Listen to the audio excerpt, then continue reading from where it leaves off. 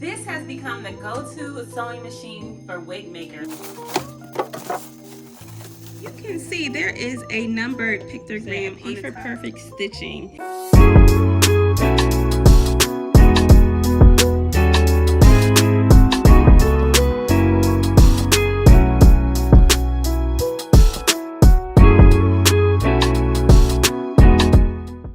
Hey family, I am going to be unboxing and setting up the Singer Heavy Duty 4423. This has become the go-to sewing machine for wig makers, so I wanted to unbox it and put a video out there of how I set it up for wig making. If this is your first time tuning into my channel, make sure you give this video a thumbs up and subscribe, alright? If you have any questions, comment them down below and I will get back to you at my earliest convenience, okay? Let's go play with this.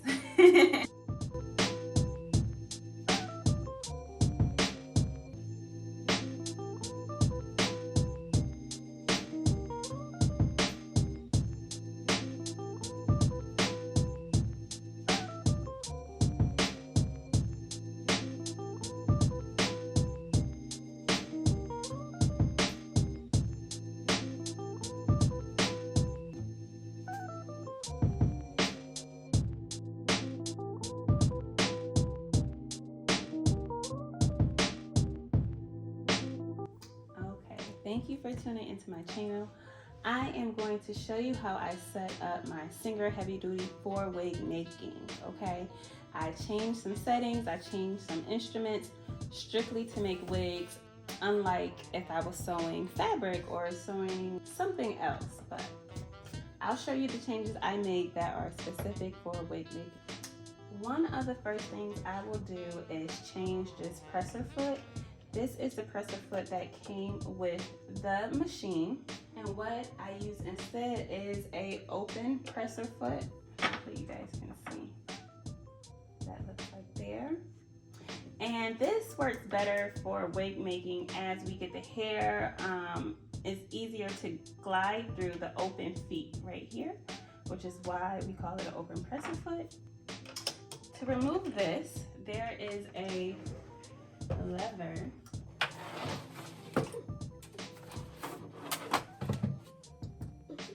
This little lever right here is what we will use to release this pedal, okay? I just turned it around so you can see it.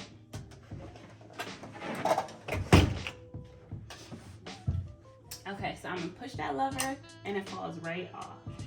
Boom, we're gonna remove that.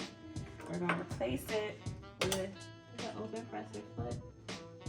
I'm gonna line it up.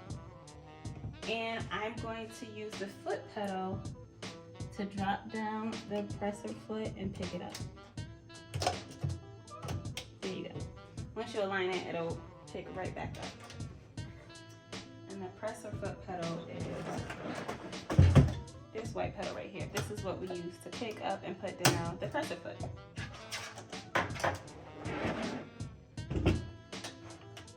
Ooh. You know what it's easier for me to show you now? It's how I change the needle. For wig making, I specifically use a specific jean denim needle. I'll put the link in the description box below. This is a heavier duty needle and it's less likely to break. And that's why I use this one instead of standard needles. So I'm gonna show you how you change this. There is a kind of like a screw or a plate that you twirl right here to loosen the needle, and there is a key to do it. As you see, I can't do it with my bare hands. So inside of here is where I keep all the tools that came with the sewing machine that I may not use at the time, but just to keep it together, I keep them here. So this came with this sewing machine, and this is that piece I'm talking about that'll help me. All right, and then it lowers down. I don't know if you could tell, but this needle has a flat side on the top, and I put that flat side facing the back. Put it back up there, and then you tighten it back in place. Use your tool. And voila. put all this extra stuff back in here for when I need it. Forgive me in advance if I don't call everything by its proper name. So I have my thread here on the side, and we can also put it up here if we had a bigger spool, but I'm gonna keep it right here, and I have my thread, my spool cap right behind it to hold it into place. I'm gonna follow the pictogram, the steps 1, 2, 3, 4, 5, 6, oops, to thread this needle, okay? Every machine usually has this numbered out, so here we go. 1 is here, this is 2. Number 3 brings us down.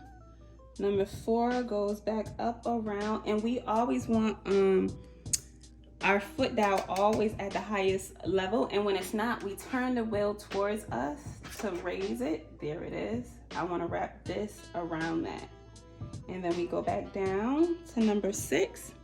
Okay, remember our steps was 5 and 6 is down here. Next, we put this thread behind the silver plate right here, and then again behind another silver plate that is right next to the needle. Hopefully you can see right here where my nail is touching right here, this little place. I put it behind that one, like that. And now it is time to thread the needle. I don't use the automatic needle threader. I just do it the old-fashioned way. Stick it through the hole. Boom, got it.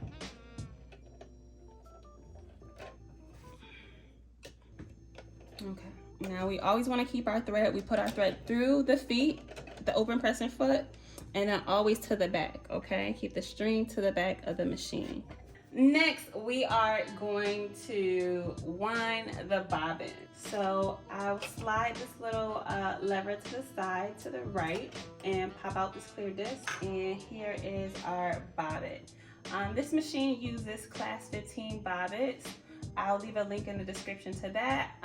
Make sure you get instruments and tools that are specific for your singer, and there's a lot of versions of Singer, so make sure it's your Singer machine, your serial number, if it's the specific brand you have. Okay, so now we're gonna go through the process of winding our bobbin. I have my thread hanging on the side here. You can also use your, place your thread here if you had a bigger spool.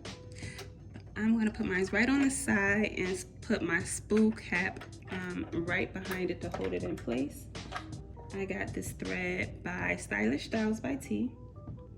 And then if you can see, there is a numbered pictogram on the top of your sewing machine that shows you the steps to go about threading your needle and winding your bobbin.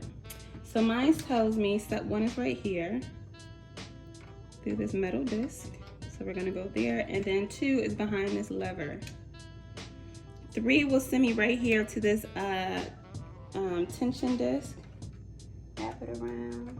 Sometimes I hold the end right here to hold it in place.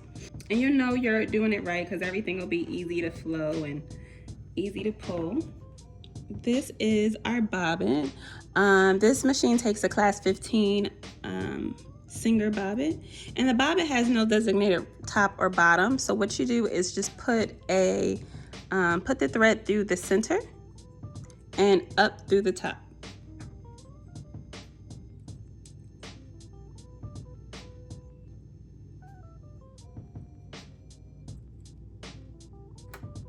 Okay. Now hang on to this tail, and we're going to place it right over here. And we're going to slide it all the way over to the right. Make sure you hear that click. And now we're going to hang on to this, step onto our foot pedal, and get it to winding. And we're going to just let it go. You can wind this all the way up until the machine stops on its own if you want to completely fill, or you could wind the bobble just for as much as you think you will need.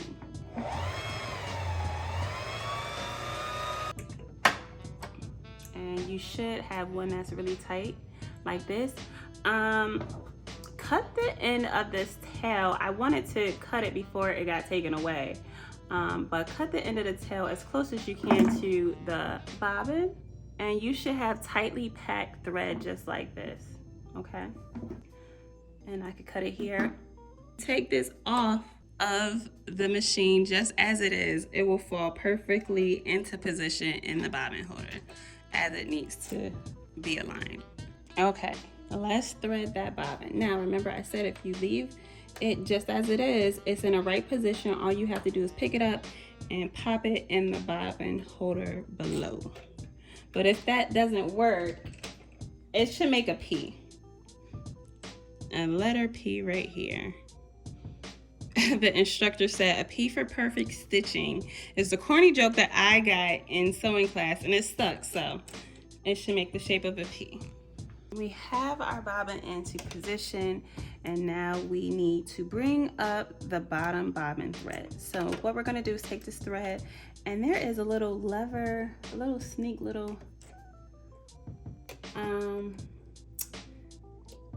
notch right here that we need to get this thread behind, and we're gonna bring our thread over to the top left corner. Turn this wheel towards me, and that is gonna move this needle, bring it down and bring it up. The bobbin thread, hold on to your thread needle as we do this, okay? Bring it down.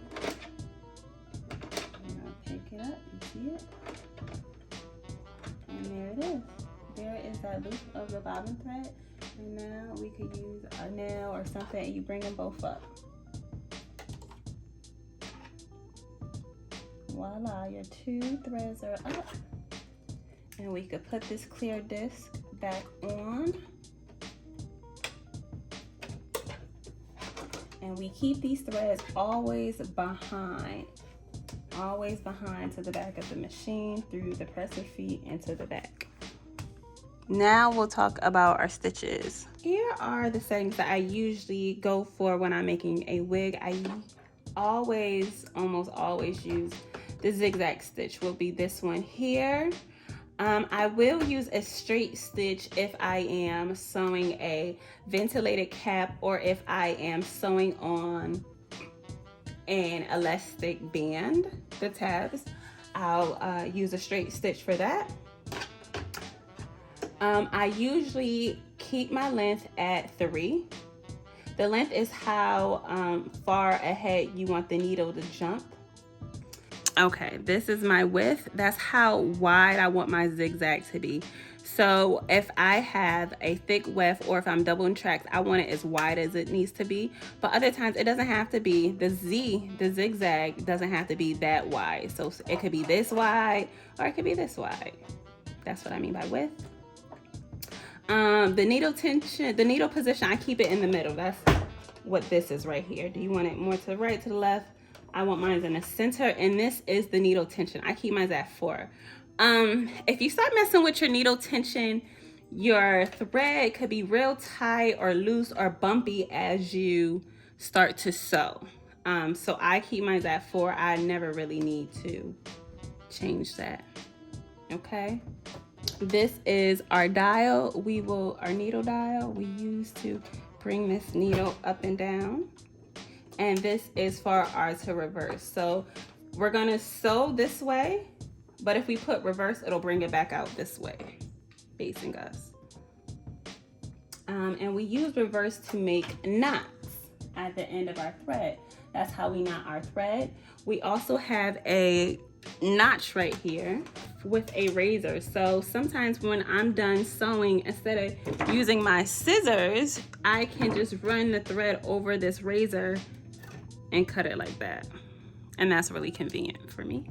When I did one-on-one sewing classes, I would use a piece of fabric to have my students get comfortable following lines and going around curves. Right here is the curve similar to a closure wig. So I like using a stretchy material because it's similar to the mesh dome cap that I use.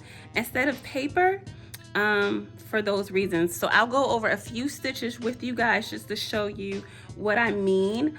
And make sure you head over to my website for my wig making masterclass. I don't do one-on-ones right now, but if you want to learn how to make a wig for me, I have a wig making masterclass, a digital product that is on sale.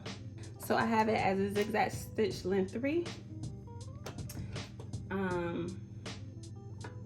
So I am going to put this needle this line right here in position and lower my presser foot. Just let down pedal, and I am going to press my foot on the pedal to get my needle to go, and just follow the needle.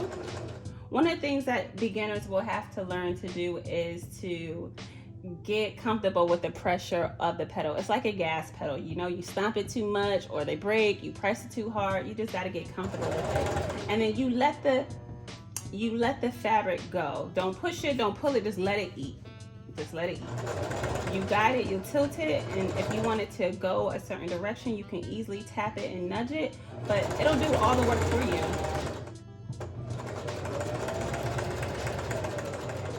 And then when we want to make that knot, remember, reverse,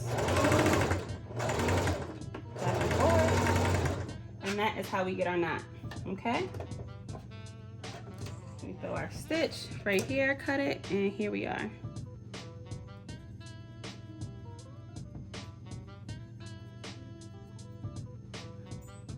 Okay, if you are sewing and you start to get your thread at the bottom all jumbly munched up underneath and it's all knotty, I would suggest taking your threads out, your bobbin out, and rethreading everything.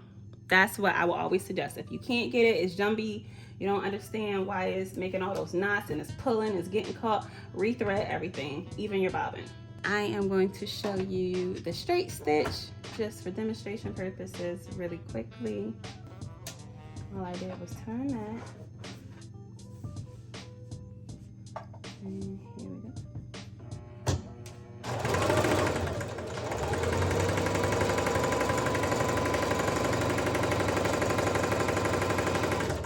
And knotting it the same way, going backwards.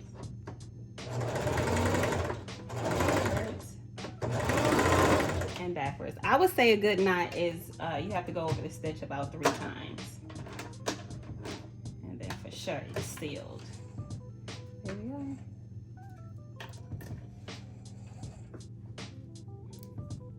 Our straight stitch.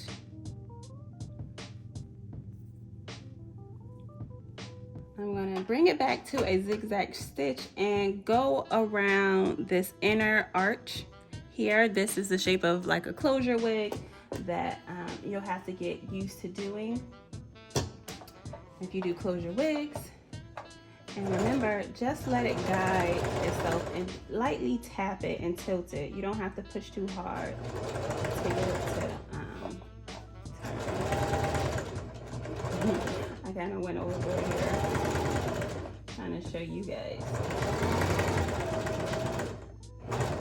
And then reverse.